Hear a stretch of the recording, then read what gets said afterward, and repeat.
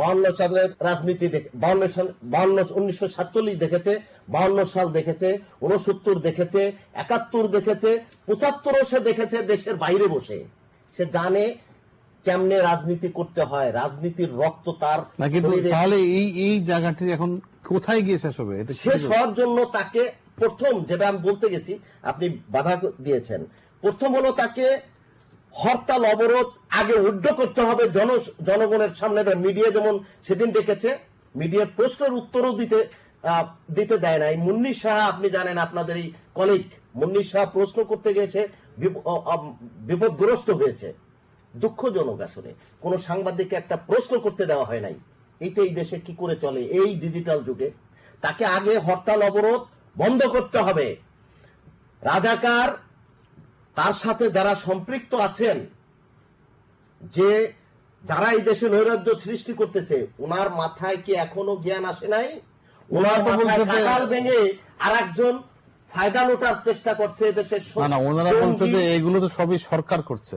না না না, সরকার ক্ষমতায়, সে দেশের জনগণের নেত্রী, বঙ্গবন্ধু জাতির পিতার মেয়ে এই দেশের ক্ষমতায়, সে এদেশের 16 কোটি মানুষের মা, যাকে দেখলে মায়ের কথা মনে হয়, সে, তার দল আওয়ামী লীগ সেই 1946 সাল থেকে এই পর্যন্ত মানুষ হত্যার রাজনীতি তারা করে নাই কখনো, পেট্রোল বোমার রাজনীতি করে নাই।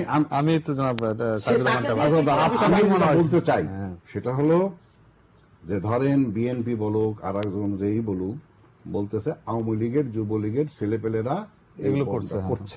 আমার প্রশ্ন হলো যে এটা ওনারা কেন করবে? ওনাদের উপর ব্লেম দেওয়ার জন্য। ওরা বলছে যে ব্লেম দেওয়ার জন্য। ঠিক আছে, এখন আমার যেটা মানে আপিল এবং বক্তব্য এবং আপনার সামনে এবং সারা দেশবাসীর সামনে, যে এই যারা করছে তাকে তো ফুটে আছে, তারা ধরা পড়তেছে, তাদের দৃষ্টান্তমূলক যদি শাস্তি দেওয়া হয় তাহলে এই পর্বটা তো থাকে না। যদি আওয়ামী লীগ করে থাকে তাকে শাস্তি দেখ। যদি আওয়ামী লীগ করে থাকে, আপনি এই পর্যন্ত যতগুলা লোক ধরা পড়েছে এই পেট্রোল বোমার জন্য, আপনার কাছে আমার সবিনয় অনুরোধ, প্রত্যেকটা ফুটেজ আপনার এই টেলিভিশন এটিএন বাংলায় আছে, নিশ্চয়ই আছে। আপনি তাদের ব্যাকগ্রাউন্ড দেখেন, কারা ধরা পড়েছে, বোমা সহকারে কোথায় ধরা পড়েছে, কিভাবে কারা অ্যারেস্ট, তাদের পদে কি আছে।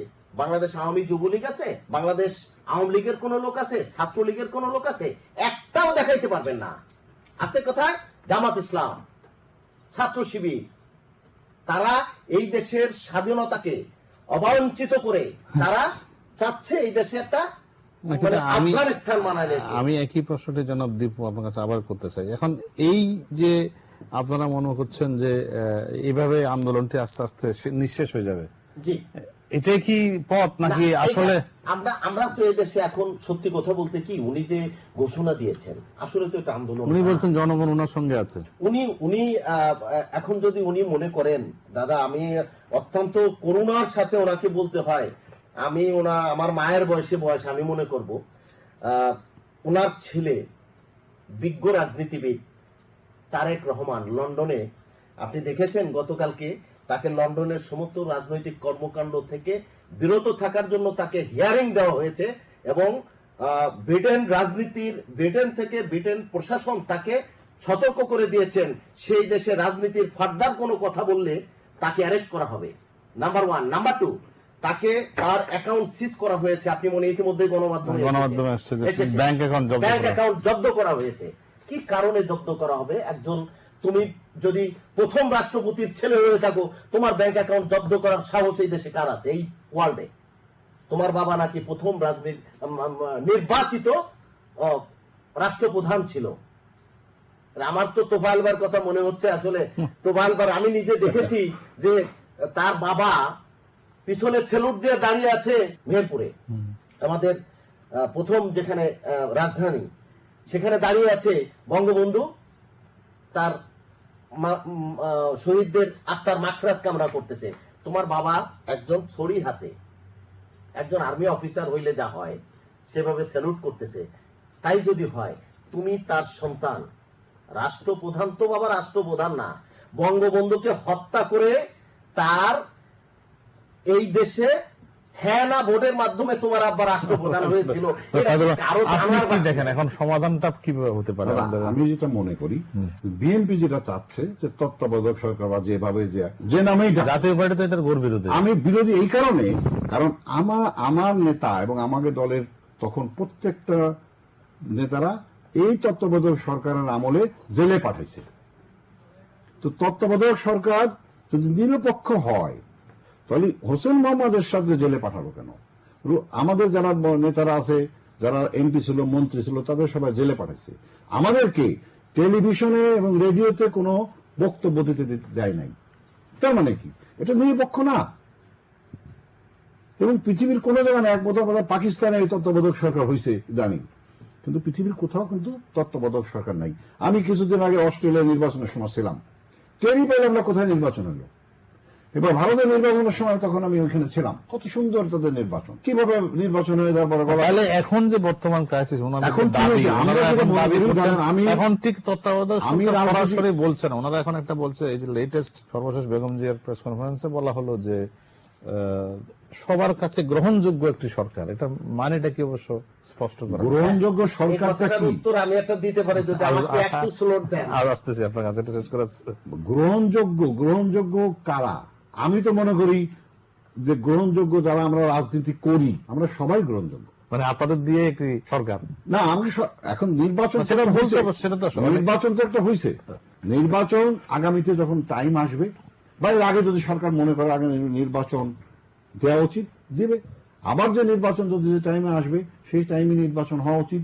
আবার আগে যদি দেয় হয়, কিন্তু আমাদেরকে জানতে হবে এই নির্বাচন যে খরচ হয়, এই খরচটা তো আমরা যারা এই সাধারণ মানুষ একশো টাকায় খরচ, কত টাকা খরচ হয় নির্বাচন করতে। আচ্ছা, এটা আপনি বলতে চাচ্ছিলেন? আমি বলতে চাচ্ছি ওনাকে ফাইনাল কথা, উনি সবার কাছে গ্রহণযোগ্য একটা নির্বাচন চান। এটা তো 2019 সালের আগে হবে না, কোন কর্মে সেই সুযোগ নাই, সংবিধানেই তো লেখা নাই। দেশের আমরা যেখানেই যার যে সংবিধানে লেখা না থাকলেও তো অনেক কিছু করেছি আমরা। না, আমরা করেছি, অতীতে করছি, অতীতে। এখন তো সংবিধান চেঞ্জ হয়ে গেছে। এই সংবিধান মোতাবেকই দেশ চলতে। আমরা মুসলিম হিসাবে, আপনি হিন্দু হিসাবে, আপনাকে আপনার গীতায় যেটা আছে সেই মোতাবেক আপনাকে চলতে হবে শ্যামলদা। আমরা মুসলিম হিসাবে কোরআন যেটা আছে, কোরআনের সুন্নাহ মোতাবেক আমাদের চলতে হবে, না হলে আমাদের গুনাহ হবে। আর এই দেশ চলতেছে সংবিধান মোতাবেক। সংবিধান যে কথা বলবে সেই কথা মোতাবেকই আমাদের চলা উচিত, এবং তারও চলা উচিত আমি মনে করি। সেই হিসাবে তার উচিত এখন এই কথাটা উড্র করে যে জননেত্রী শেখ হাসিনা, আমি আসলে ব্যর্থ, এই রাজনীতিতে ব্যর্থ, বাংলাদেশে এই প্র্যাকটিস থাকা উচিত এবং তার থেকে সৃষ্টি হওয়া উচিত, আমি এটা মনে করছি। এবং আপনি যখন নির্বাচন দেবেন, ঠিক 2019 সালে যখন নির্বাচন, উনি বলছেন যে সরকারকে পদত্যাগ করতে হবে অবিলম্বে এবং এই তত্ত্বাবধায়ক সরকার আবার ফিরিয়ে আনতে হবে, সবার কাছে গ্রহণযোগ্য সরকার করে নির্বাচন দিলেই সমাধান হবে। হ্যাঁ, এটাও ঠিক, আপনি বলছেন এটা সঠিক। উনি যেটা বলছে এটা ওনার দৃষ্টিতে এটা সঠিক। কিভাবে? ওনার দৃষ্টিতে মাহমুদুর রহমান মান্না, ওই সমসাময়িক যেসব রাজনীতিবিদরা আছেন, তারা যদি এই দেশে যে উদ্যোগটা নিয়েছিলেন, বুদ্ধিজীবী উদ্যোগ, এই উদ্যোগটা দিয়ে মানুষ, ছাত্রদেরকে হত্যা করে সাধারণ মানুষকে যেমন পোড়াচ্ছে, এর বিচার কিন্তু এই দেশে দিতে হবে। এর বিচার কিন্তু এই দেশের 16 কোটি মানুষ ছাড়বে না। এই পেট্রোল বোমার সমাধান জানতে চাই, কিভাবে সমাধান হতে পারে? সমাধানটা আমি মনে করি যে আমার দলের যে চেয়ারম্যান পল্লী বন্ধু হোসেন মোহাম্মদ এরশাদ যে ডাক দিছে, সেই ডাকে সবাই সাড়া দেখ। বিএনপিকে আমি আপনাদের এখানে সাধারণ সারা দেশবাসীর কাছে বলবো, পল্লী বন্ধু এরশাদ যে ডাক দিছে সেই ডাকের সাথে আপনারা সবাই একমত হয়ে দেখেন কি করা যায়। আমি বিশ্বাস করি যে উনি যে ডাক দিছে, এবং উনি এখন মানে বয়োজ্যেষ্ঠ নেতা বাংলাদেশে, ওনার চাইতে বয়স আর কোন নেতা নাই। এবং যত উন্নয়ন দেখেন, আপনারা নিজেরা জানেন, যত উন্নয়ন বলেন সবই হোসেন মোহাম্মদের সাথে আমলে হয়েছে, ম্যাক্সিমাম হোসেন মোহাম্মদ। আপনি পঁচাকোটি রাষ্ট্রের কথা বলেন, আপনি আজকে দেখেন, আজকে ইন্স্যুরেন্স বলেন, ব্যাংক বলেন, কৃষির দিক দিয়ে বলেন, সব তো উনিই করছে। তো ওনার মাথার মধ্যে যদি না থাকতো, উপজেলা করছে, তাই না? এই একমাত্র ওনার পক্ষে উনি যে ডাকটা দিছে এই আবার একই অভিযোগ আছে ওনার বিরুদ্ধে যে দেশটাকে যে সর্বনাশের জায়গায় নিয়ে গেছে এটারও দায় দায়িত্ব শুরু করেছে না আপনি কি একমত কিনা? শুরু করেছিল সর্বনাশের শুরু নাকি দিয়ে শুরু? সর্বনাশের শুরু তার না, সর্বনাশের শুরুটা কি? সর্বনাশের শুরুটা হলো উপজেলা পর্যন্ত আপনাকে পৌঁছে দিছে, সর্বনাশটা এইটা হইতে পারে না, উপজেলা করেছে এটা সত্যি। আপনি সর্বনাশটা কি?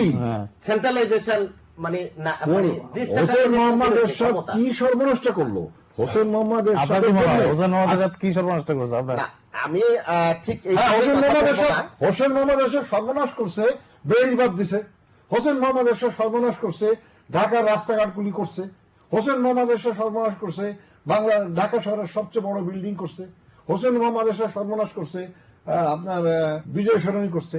হোসেন মোহাম্মদ এরশাদ তাহলে এরকম ভালো ভালো কাজ করার লক্ষ্যে এরকম গণ আন্দোলনের মুখে চলে যেতে হলো কেন? আমি বলি গণ আন্দোলনের মুখে উনি যায় নাই, কিসের মুখে? উনি গণতন্ত্রকে রক্ষা করার জন্য উনি স্বইচ্ছায়। আপনার মনে আছে শ্যামলদা, বাংলাদেশের কোথাও কি আন্দোলন হয়েছে? আচ্ছা, যাই হোক, এই নিয়ে একদিন আরো বিস্তারিত আলোচনা করবো, সময়ও শেষ। আপনার যদি কিছু বলার না, আমি একটা কথা বলি। পল্লী বন্ধু এরশাদ সাহেব ওনার নেতা, এদেশে 8 বছর তিনি শাসন করেছেন। 9 বছর 9 বছর শাসন করেছেন। 9 বছর সে প্রেসিডেন্ট ছিল, 8 বছর সেনাপ্রধান ছিল। রাষ্ট্রপতি 8 বছর সেনাপ্রধান ছিলেন। সেনাপ্রধান থেকে তার যখন শখ হয়েছিলেন এদেশের রাষ্ট্রপ্রধান হওয়ার দরকার, রাষ্ট্রপ্রধানও সে হয়েছে। ওনাকে ডেকে নিয়ে আব্দুল সত্তার সাহেব, সত্তার সাহেব তো না প্রেসিডেন্ট জিয়ার উত্তরসূরি ছিলেন। তখন কাশেম সাহেবের বাড়িতে পিস্তল সহ লোক ধরা পড়ছিল, দেশের অবস্থা খারাপ ছিল। সত্তার সাহেব আরেকদিন আলোচনা করা যাবে। সাহেব ডেকে নিয়ে আসছেন। সত্তার সাহেব তারই প্রেসিডেন্ট জিয়ারই উত্তরসূরি ছিলেন। 101 টাকার বিনিময়ে ক্যান্টনমেন্টের বাড়ি দিয়েছিলেন বেগম জিয়াকে। যাই হোক, ওইটা এখন শুধু তাই না, বেগম জিয়া 101 টাকা বাড়ি না, অনেক মেজর জলিল সাহেবকে তো বাড়ি দিয়েছে, অনেক কিছু, অনেক বড়। আমি যে জিনিসটা কনক্লুশনে আসতে চাই, আপনার কথায় যে কনক্লুশনে আসতে চাই, জননেত্রী শেখ হাসিনার একটাই প্রশ্ন, একটাই তার শর্ত, যে ব্যক্তি যার হাতে রক্তের গন্ধ, বাচ্চা পোড়ানোর গন্ধ, এই আন্দোলন থেকে বেগম জিয়াকে বের হয়ে আসতে হবে। তার এই আন্দোলন আগে বন্ধ করতে হবে, তারপরে সংলাপ আপনি কি হতে পারে। শেষ হলো মানে নির্বাচন না, সংলাপ। আমি যেটা মনে করি যে সংলাপ আলোচনা যদি করতেই হয়, তাহলে এদেশের প্রত্যেকটা রাজনৈতিক এবং সুশীল সমাজের লোকদের ডাকি আলোচনা করতে হবে, দেশ কিভাবে চলবে, দেশের। আপনি আবার সুশীল সমাজ চাচ্ছেন? সুশীল সমাজ তো আছে, আমি সুশীল সমাজের কথা আমি উল্লেখই করতে চাই না। সুশীল সমাজ মানে সাধারণ মানুষকে নিয়ে আসতে হবে। 16 কোটি মানুষ যাকে নেতৃত্ব দিছে তার নেতৃত্বেই সবকিছু করতে হবে। সবাইকে নিয়ে একটা সংলাপ, তার আগে সবাইকে নিয়ে দেশটাকে বাঁচানো যায়। আপনি দেখেন আমার 2 নাতি, তারা স্কুলে যেতে পারে না। আমাকে গতকালকে বলতেছে, না কি করি? আমি বললাম যে তাহলে টিচার ঘরে রেখে পড়ো।